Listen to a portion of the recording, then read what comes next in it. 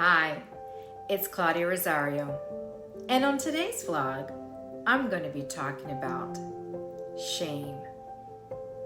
And right off the bat, I am going straight into scripture. I'm going into the book of Genesis. Genesis 2:25. Adam and his wife were both naked, and they felt no shame.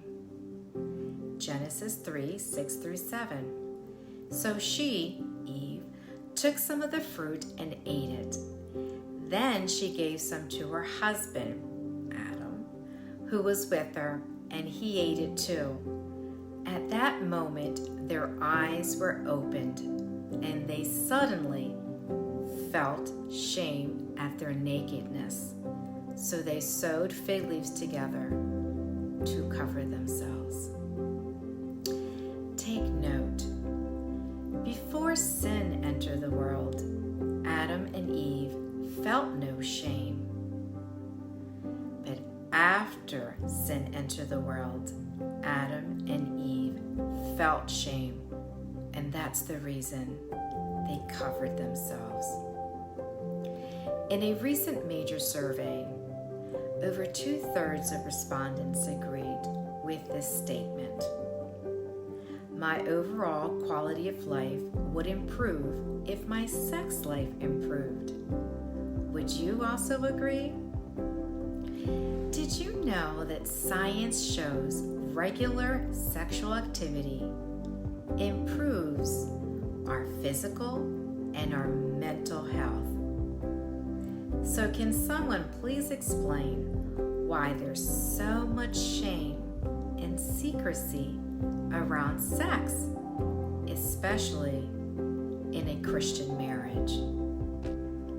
I hope that you've had the opportunity to watch episode 6 on our Kingdom Talk podcast, where George and I discuss sex in what we like to call a kingdom marriage or a Christian marriage. If you haven't, please go and watch that with your spouse. Now here's something else that I found. Did you know that if you take up a new hobby, that new hobby could boost your health and your overall well-being? Isn't that interesting? It seems that hobbies can reconnect you to things you truly enjoy doing. It apparently allows you to unplug from the things like work and family stress and the day-to-day mundane task. How many of you men would say that you currently have a hobby like playing sports or watching sports, whether it's on television or attending a sporting event? Well, how about you women? Do you enjoy shopping? Okay, I'm just kidding. Well, I'm not really, because I've heard that the woman considers shopping a hobby. But what about exercising or reading books? I could go on and on. But how many of you have a hobby that you do together with your spouse? Let me ask you, how much money have you invested in your hobby? How much time have you invested in your hobby?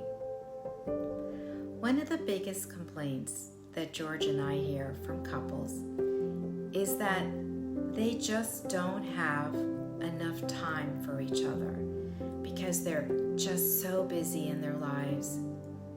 And when they do have time, they're tired and they're just watching their sex life fade away. Yet, they make a point to have time for a weekly hobby. What if you invested money and time into a new hobby? And what if that new hobby was your spouse?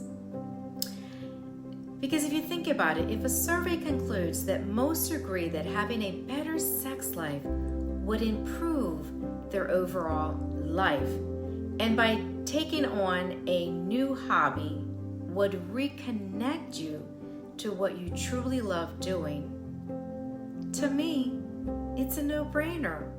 It just makes complete sense. Your new hobby is your sex life with your spouse. If you're watching this and you don't know how to bring up the sex subject to your husband or to your wife, then I would suggest you go watch episode 6 with your spouse and let George and I bring up the topic, and hopefully it will open a dialogue between the two of you. God's intention on our nakedness was never meant for you to feel shame. Don't allow the enemy to rob you of what God created.